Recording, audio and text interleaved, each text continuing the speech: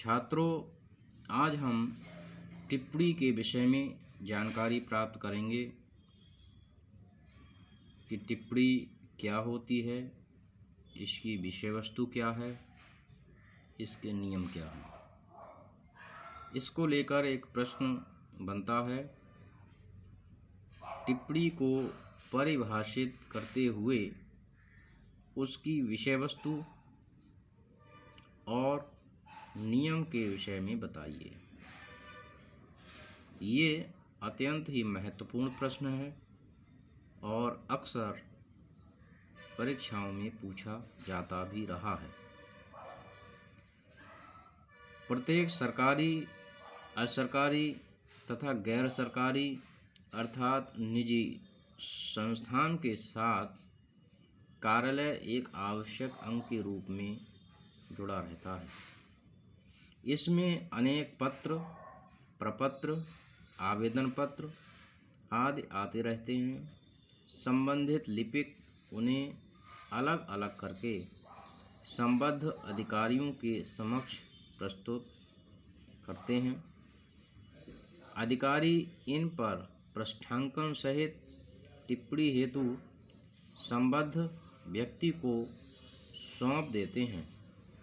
संबद्ध लिपिक अपनी टिप्पणी अंकित करने के पश्चात पत्र अधिकारी के सम्मुख प्रस्तुत करता है। तदनंतर अर्थात उसके बाद अधिकारी उस पर आदेश देता है। इसके बाद टिप्पणी की परिभाषा जानेंगे। टिप्पणी की परिभाषा। टिप्पणी को निम्न प्रकार परिभाषित किया जा सकता है। डॉक्टर ओम प्रकाश सिंघल के अनुसार पत्र आदि निपटाने के लिए समय समय पर जो अभियुक्तियां लिखी जाती हैं उन्हें टिप्पणी कहते हैं। डॉक्टर द्वारिका प्रसाद सक्सेना के अनुसार पत्रों पर अंतिम निर्णय होने तक अथवा उन पत्रों के अंतिम निपटारे तक कार्यालय के लिपिक तथा अधिकारीगण उस पर जो जो अभियुक्तियां लिखा करते हैं वे ही टिप्पणी कहलाती हैं। कार्यालय में विचाराधीन पत्रों के शीघ्र निपटान हेतु संबद्ध लिपिक अथवा सहयोगी अधिकारी द्वारा दिया गया विवरण टिप्पणी कहलाता है।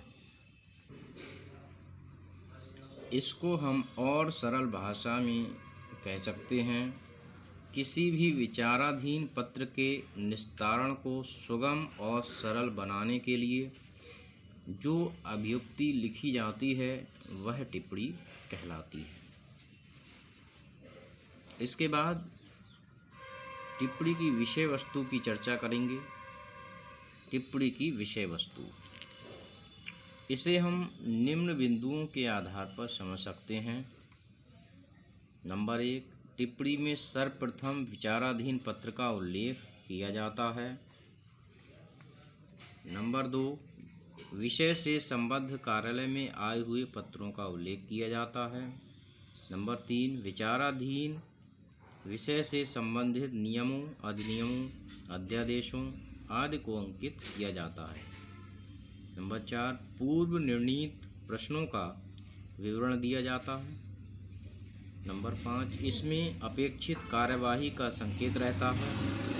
नंबर 6, टिप्पणियों में सहयोगी लिपिक उन नियमों और परिस्थितियों का उल्लेख करता है जिससे अधिकारी को निर्णय लेने में सहायता मिलती है। इसके बाद हम टिप्पणी के नियमों की बात करेंगे कि टिप्पणी लिखते समय किन किन नियमों की जानकारी होनी चाहिए। एक अच्छे टिप्पणीकार बनने के लिए किन नियमों का ज्ञान होना चाहिए। एक अच्छे टिप्पणीकार को निम्नलिखित नियमों का ज्ञान होना चाहिए। नंबर 1, टिप्पणी यथासंभव संक्षिप्त होनी चाहिए, किंतु ये ध्यान रहे कि संक्षिप्तता के मोह में अस्पष्ट न हो जाए। नंबर 2, यदि एक ही पत्र में कई विषय उठाए गए हों तो उन सब पर अलग अलग क्रमशः टिप्पणी देनी चाहिए।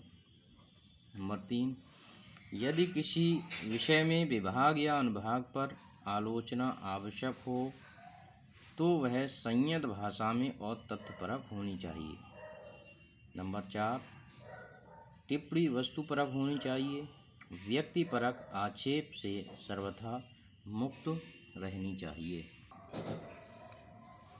किसी शाखा या उच्च अधिकारी को टिप्पणी भेजते समय यह भी सुनिश्चित कर लेना चाहिए कि विचाराधीन विषय पर उक्त अधिकारी को निर्णय लेने का अधिकार है या नहीं।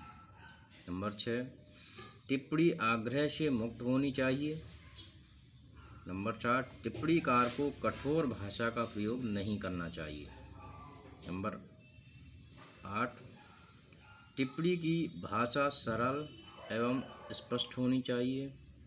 नंबर 9, टिप्पणी में अन्य पुरुष का प्रयोग करना चाहिए। नंबर 10, टिप्पणी के प्रारंभ में विचाराधीन पत्र का पूर्ण संदर्भ, पत्र संख्या, दिनांक आदि का उल्लेख करना चाहिए। नंबर 11, टिप्पणी में अतिशयोक्तिपूर्ण शब्दावली का प्रयोग नहीं करना चाहिए। नंबर 12, टिप्पणी मुहावरों एवं लोकोक्तियों से मुक्त होनी चाहिए। नंबर 13, टिप्पणी के अंत में टिप्पणीकार को हस्ताक्षर करके दिनांक भी अंकित करनी चाहिए। इस प्रकार ये महत्वपूर्ण बिंदु हैं जिनको अपनाकर, जिनका ज्ञान अर्जित करके, जिनके विषय में सीख कर एक अच्छी टिप्पणी लिखी जा सकती है। लेकिन छात्रों, इन नियमों के साथ साथ अभ्यास भी महत्वपूर्ण होता है। नियमों का ज्ञान भी आवश्यक है और अभ्यास भी आवश्यक है। दोनों ही महत्वपूर्ण हैं। एक अच्छे टिप्पणीकार के लिए इन सब बातों का ध्यान रखना चाहिए। इस प्रकार मैं समझता हूँ कि छात्रों, आपको यह विषय भली भांति समझ में आ गया होगा।